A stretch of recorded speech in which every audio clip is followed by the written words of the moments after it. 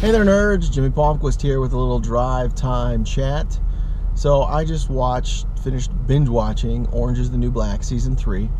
I just want to talk about it because, to be honest, most of the season I was like, I don't know, this episode's good, that episode's not. How is this tying together? Actually was like, the show really has moved away from Piper's story, which is not necessarily a bad thing, just telling less of Piper. So I was like, oh, okay. And the last episode, Trust No Bitch, just really nailed it and wrapped up the season perfectly. Thoroughly enjoyed it. They once again sort of take each episode and to a lesser extent focus on a specific inmate's story, past, kind of how she got there. Not necessarily how she got to prison, but how she got to a certain point in her life, by focusing on home and things like that. Saw some great episodes to explain people, for Big Boo. I thought that was a great one, showing us where she's from and why she's sort of this hard-nosed dyke.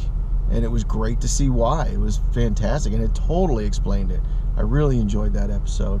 Pennstucky was another one that, you know, she's just kind of been this, I want to say awful character, because she was written to be hated.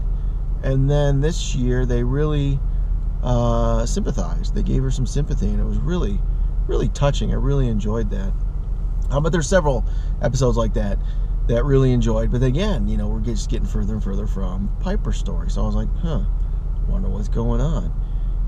So the last episode really wrapped things up in a perfect way.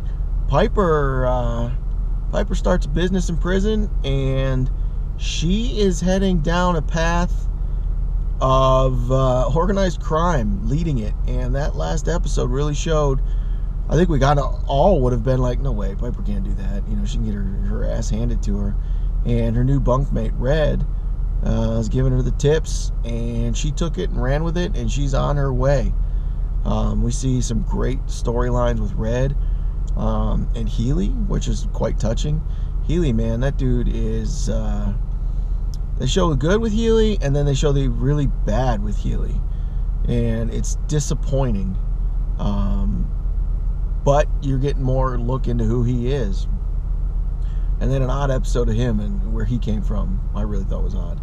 And Caputo, that was another story that they showed, where we get more info on where he's from and his background. And it really shows why he does what he does at the prison, and especially at the end, where he gets a promotion and he kind of has to do some things that go against what he has always done, which is basically looking out for everybody, make sure everybody's taken care of. So I thought that was really cool. Actually, it kind of takes us back to last season, when he had to do what he had to do to kick, I can't remember her name, but the girl out who he's with this time, you know, sort of revenge screwing. But yeah, so I really enjoyed the Caputo story. The only storylines that I thought kind of were lacking was the Latinas. They really don't focus so much on them, and their storyline in prison, I was like, I'm not sure, I don't understand. Flocka has some good storylines. We see a little more of her history and why she's in prison specifically. But other than that, we have a storyline with not getting visitation with the child, mainly because the father won't allow it, won't be visiting in prison anymore. And then a troubled kid trying to raise your kid in prison. And I don't know, maybe that's a big deal. I just kind of saw that as a little on the boring side, especially since they dragged it out across the whole season. But I really enjoyed season 3. I wasn't sure where it was going. It could have gone either way. I think a nice addition to the cast is Lori Petty.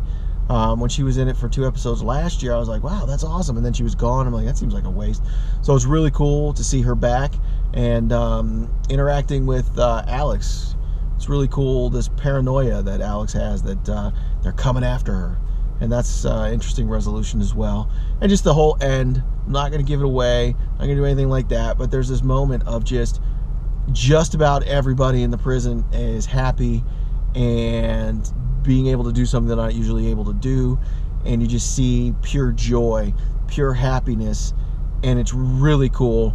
And then we see the addition of a huge plot line for next year, And I mean a plot line that'll hit everybody because it has to do with the prison specifically, no individual character, although those do happen too. So, man, I highly recommend Orange is the New Black. It's a great just TV show to watch, especially during the summer. I'm a big fan of binge watching, so if you can, recommend that. If you haven't seen season 1 and 2, go back and watch them. Really cool, really good stories and good writing. Check it out. If you have watched it, let me know what you guys think in the comments below.